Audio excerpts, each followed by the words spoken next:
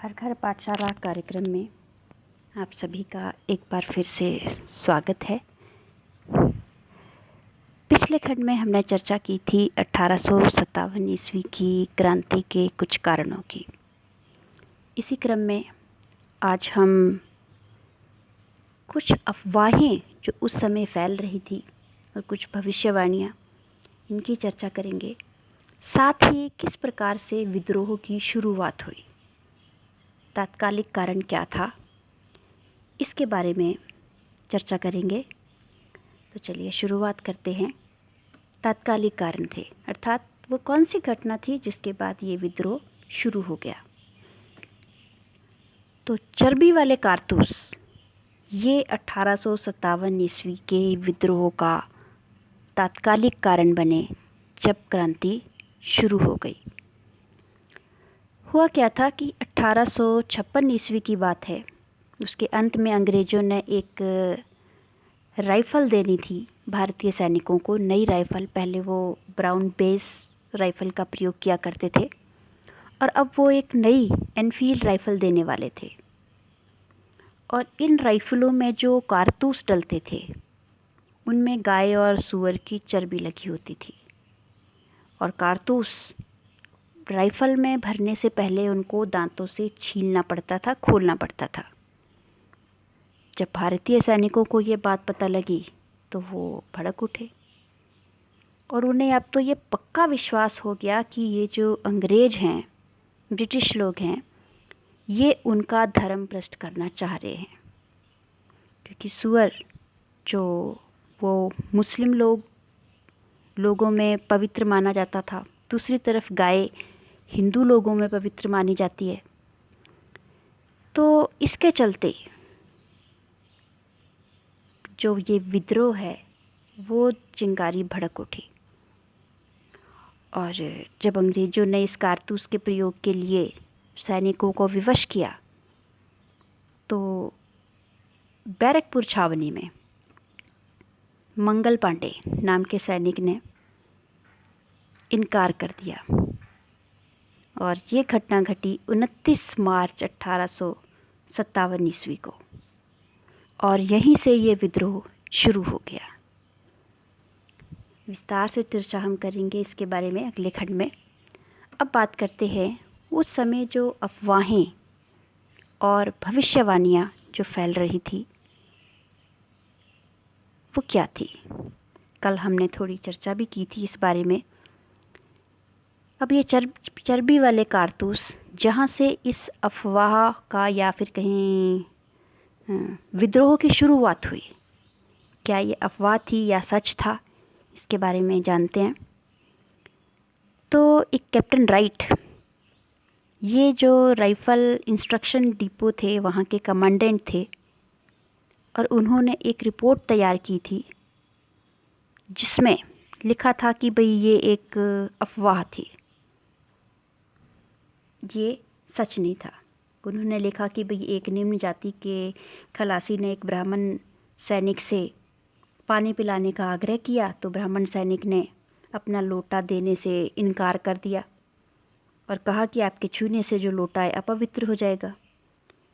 तो इस बात पर जो खलासी थे उन्होंने कारतूस वाली बात बताई और ये जो अफवाह है कारतूस के ऊपर सूअर और गाय की चर्बी लगी है वो आग की तरह फैल गई और अंग्रेज इसे रोक नहीं पाए। ऐसा ब्रिटिश कमांडेंट कैप्टन राइट का कहना है। और इसके बाद भारतीय सैनिकों ने अंग्रेज़ों के विरुद्ध जो है विद्रोह का बिगुल बजा दिया। इसी क्रम में ईसाई मिशनरियों की कुछ ऐसी गतिविधियां थी जिससे लोग अपने धर्म की रक्षा, अपने धर्म पर खतरा मान रहे थे और रक्षा के लिए कुछ करना चाह रहे थे। ईसाई मिशनरियां क्या करती थी कि स्कूल, कॉलेज, अस्पताल, मंदिर, मस्जिद, ऐसी जगहों पर जाकर वो ईसाई धर्म का प्रचार करते थे। तो उस टाइम ये अफवाह भी फैल रही थी कि जो अंग्रेज़ लोग हैं वो भारतीयों को ईसाई बनाना चाहते हैं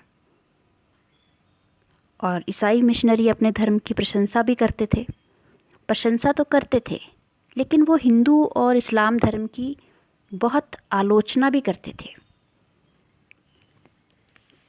और हिंदू धर्म को यहाँ तक कि वो विश्व का सबसे पतित धर्म साबित करने का प्रयास करते थे।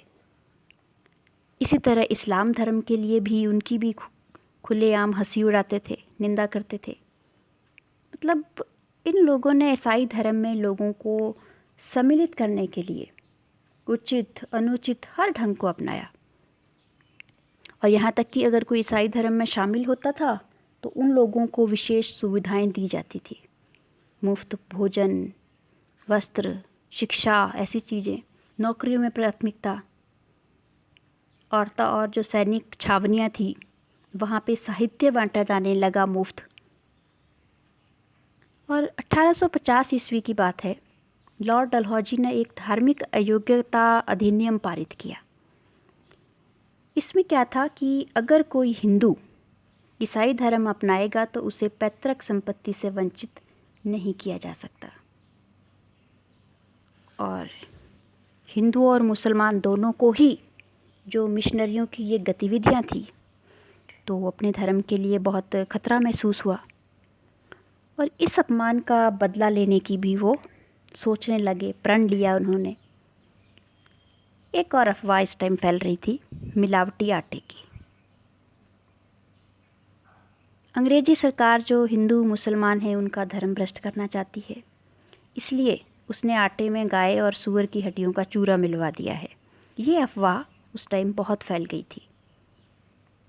और जो आटा खाएगा उसका धर्म भ्रष्ट हो जाएगा। बहुत तेज़ी से ये अफवाह फैली और इसके चलते जो भारतीय सैनिक, आम लोग, उन्होंने बाज़ार से आटा खरीदना ही बंद कर दिया। कल हमने एक चर्चा की थी कि अंग्रेजी राज का अंत हो जाएगा, ऐसी भविष्यवाणी थी 100 साल में। और 1757 में प्लासी की लड़ाई के साथ ये भारत में स्थापित हुआ था अंग्रेजी राज्य। और 1858 तक, मतलब 57 में ये लोग मानने लगे कि भाई अंत तक, 1857 के अंत तक अंग्रेजी राज अंत हो जाएगा। और भारतीय सैनिक भी इस प्रभाव में थे। अब उन्होंने अंग्रेज़ों के साथ आर पार की लड़ाई लड़ने का फैसला ले लिया। अंग्रेज़ों ने कुछ भारत में सामाजिक सुधार भी किए थे, जैसे कि सती प्रथा पर प्रतिबंध लगाया 1829 ईस्वी में। 1835 ईस्वी की बात है, उन्होंने अंग्रेजी माध्यम से पश्चिमी शिक्षा देने का निर्णय लिया। और 1856 ईस्वी में लॉर्ड डलहौजी ने विधवा पुनर्विवाह अधिनियम को मंजूरी दे दी। अब हिंदू और मुसलमान दोनों ही ये सोचने लगे कि भाई हमारे धर्म में, हमारी परंपराओं में ये हस्तक्षेप हो रहा है तो ये हमारे लिए खतरा है।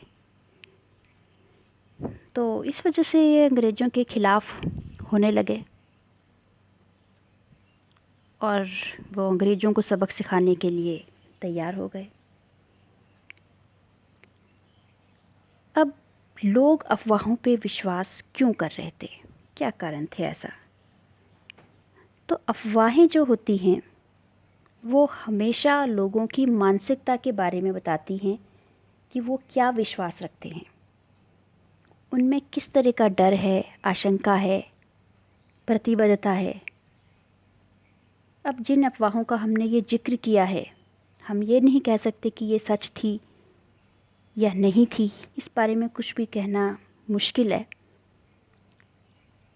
लेकिन अगर हम अंग्रेजी नीतियों का अवलोकन करें तो जो उनकी नीतियां थी, उन नीतियों के आधार पे इस चीज़ को बड़ी आसानी से समझा जा सकता है। जैसे भारतीय समाज को सुधारने के लिए उन्होंने पश्चिमी शिक्षा देने का निर्णय लिया, सती प्रथा पर प्रतिबंध लगाया, फिर विधवा पुनर्विवाह को अनुमति दी।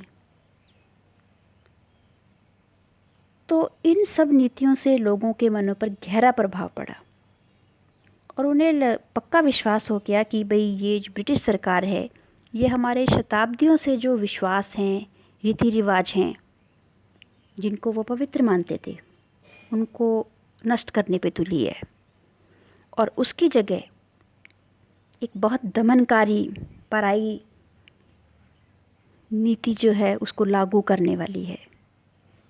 और जो ईसाई मिशनरियाँ थी, प्रचारक थे, उनकी जो गतिविधियाँ थी, उन गतिविधियों ने इसमें घी डालने का काम किया।